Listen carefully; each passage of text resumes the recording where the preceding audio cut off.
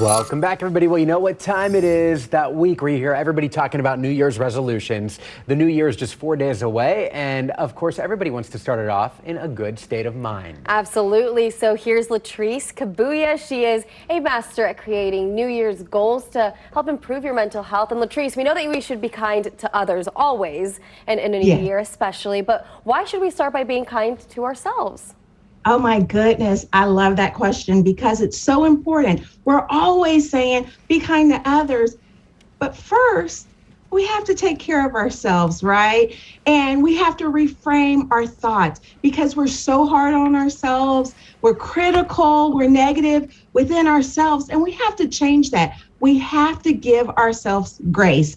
That same energy that you give someone else, which is necessary, you have to give it to yourself. So yes, be kind to others, but be kind to yourself as well. That's such an important reminder, and one that so many people overlook. You know, as much as you can say, like, a lot of people have selfish thoughts, you don't think of how you're treating yourself at that same time. So you need to do that. But in order to do that, you kind of have to have self-care. So what do we do here going into the new year to kind of put us in the right state of mind? Self-care is everything. I'm self-care queen. Listen, the thing is, it exemplifies love, self-love, and self-value. And it doesn't have to be a big thing. You can do self-care daily by taking a walk, reading a book, but just implement something for you. You're giving to everyone else, right? Give to yourself. Make sure you do that daily, whatever that is, because self-care is self-love. Okay. And not self. Yes, so we know that the journey to better mental health, on top of other resolutions that we might be doing, maybe physical too, it can all be pretty intimidating. So you also say that we don't have to do it alone. No, absolutely not. That's why we have community, a village, right? That's why we have friends, connections, because that's who we are. Take that pressure off of you. Take that stress, right? Protect your mental health with peace.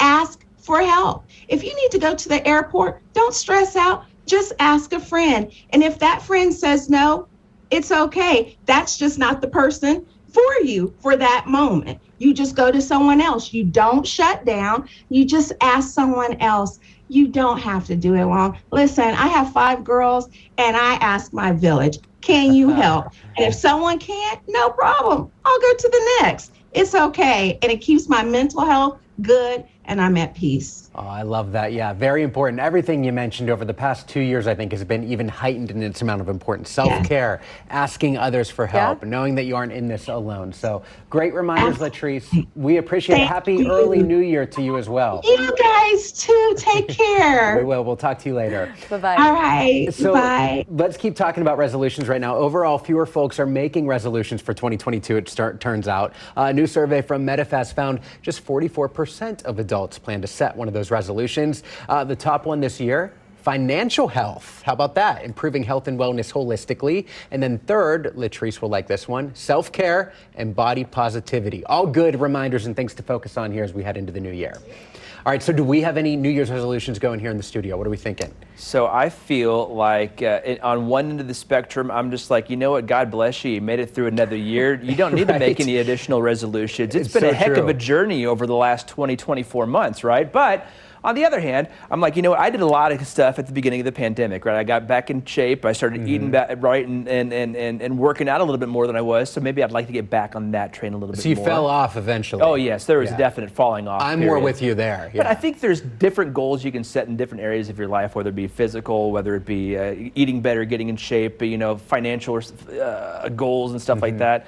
Or maybe, you know, like Latrese said, is going to set goals that, you know, you work on yourself a little bit more. More self-care is possible too. I like it. I like it. Maybe little small goals and a lot of different facets of your life. There you go. Yeah, and for me, I think the year's just gone by so fast that I'm like, what? I know. I feel like It's people are almost either in a like year? it took really long and slow, or it went really fast. Like people are split on that. So I'm gonna have to maybe set some resolutions. But being present, I think, is a great one. That's mine. We can always Being present is a Yeah. fantastic Trying to get off this resolution. thing less. That's what I'm doing. Yes. Before bed, I'm going to read instead of look at my phone. I'm making a promise right here. Okay. To myself and to my wife. It's on She's How many TV. gonna books? put Do that you have on like a record. book goal? the book count just is low right now. a couple minutes, maybe Let's 15 see. minutes There you- tonight. Exactly, There you yeah. go. And it'll help me fall Start asleep small. better. I did get 2 new books for Christmas, the Bill Snyder autobiography Okay. and the Dave Grohl autobiography. So that's on my reading list for So when you're done with soon. those, I can borrow them. I will let you borrow them. Exactly. That's right. You guys can have a little book club powwow. Good deal. I The love it. Joe and Bill Book Club. Look out.